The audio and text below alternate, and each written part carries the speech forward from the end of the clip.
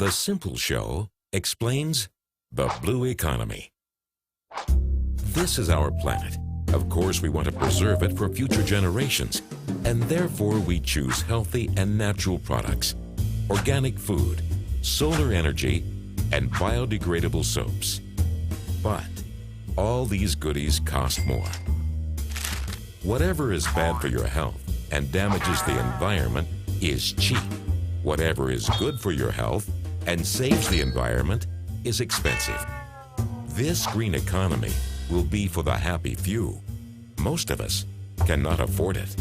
Worse, some stuff we thought is great for us and good for nature actually is not good at all. Bio-soaps use palm oil from plantations that destroyed the rainforest. Solar energy depends for decades on subsidies, which must be paid with tax money. Bioplastics compete with food. Organic food is shipped around the world, damaging the climate. So it is not only expensive, sometimes it is not smart either. So we have to be more creative to do it better. We must open our eyes to see what we've got. For example, here is our morning coffee. We really only use 0.2% of it. What do we do with the rest? Throw it away? We use it to grow mushrooms, then feed the leftovers to animals. Animals make manure, and bacteria make biogas from that. We thought it was only waste. And now, everyone who knows this can generate food, energy, and jobs. We like that. And there are so many opportunities. Once we see them, it is clear that we can convert poverty into development, scarcity into abundance. If we can make the cake bigger, it is easier to share with everyone. However, many people have good ideas.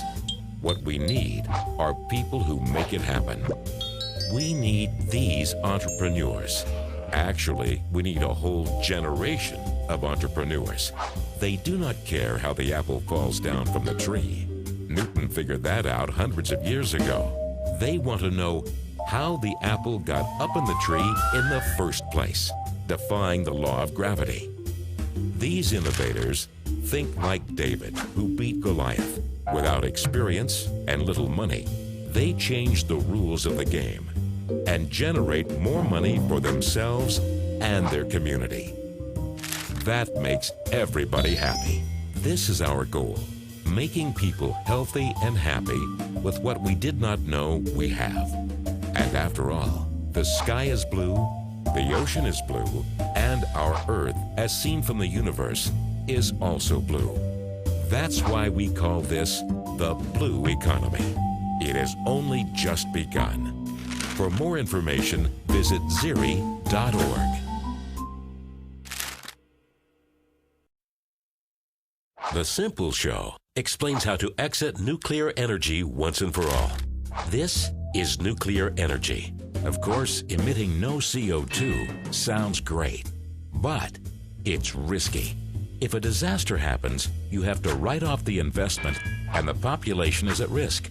No one expected an earthquake and a tsunami, but we have learned that even the impossible happens. And if that happens, who pays? You. Solar and wind cannot supply all the energy we need. And without subsidies, it would not work today. Who pays these subsidies? You. The blue economy proposes that we work with what we have, turn problems into opportunities, be creative, and inspire entrepreneurs to make it happen. Whatever we propose must be good for your health and for the environment, and it has to be cheaper. For example, here's a water treatment plant. It costs money. And here is household waste. Sending it to the dump costs money and generates methane that damages our climate. If we dump leftover food into the wastewater, we generate energy, biogas, drinking water, fertilizer, and make money. Here is a pylon. It transports electricity, which costs money. A wind generator produces electricity, but you need to put it on towers, which are expensive and ugly. We simply put a vertical wind turbine inside the pylon.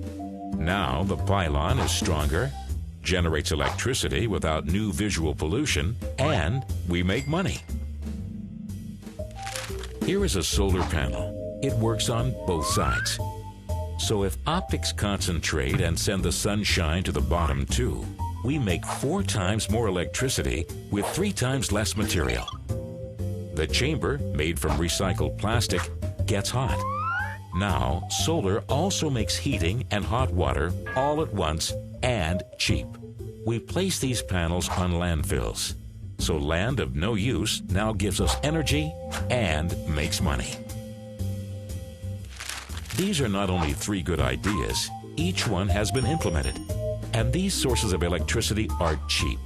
So cheap that it is embarrassing that we kept on wasting taxpayers' money on subsidizing coal, oil, and nuclear for decades.